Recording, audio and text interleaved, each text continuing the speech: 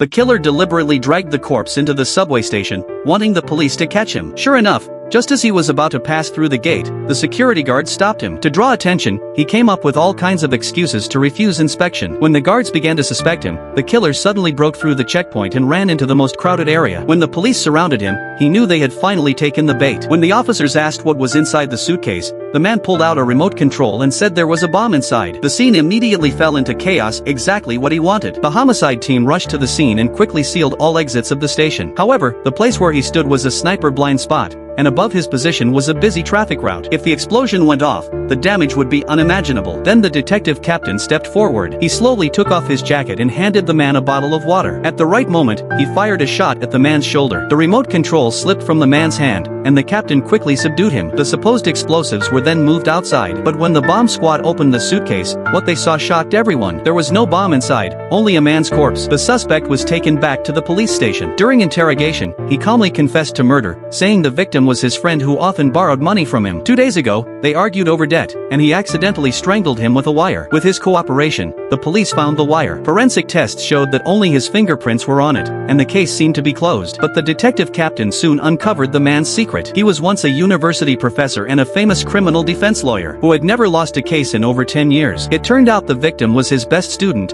a righteous and incorruptible prosecutor. In more than 1,000 criminal cases, the lawyer had never failed, except when he defended that same student, and surprisingly lost. The captain believed something must have happened between the two men. However, no matter how he questioned him, the man refused to say a word. The police had no choice but to make the case public. When the trial began, the discovery of the body in the subway had already caused massive public outrage. Reporters flooded into the courtroom. But unexpectedly, this was exactly what the man had planned. Just when everyone believed his conviction was certain, he suddenly took out the glasses he used to wear in court and withdrew his confession. 因为我不明白为什么今天我会站在这里接受谋杀的指控，我从来都没有杀过人。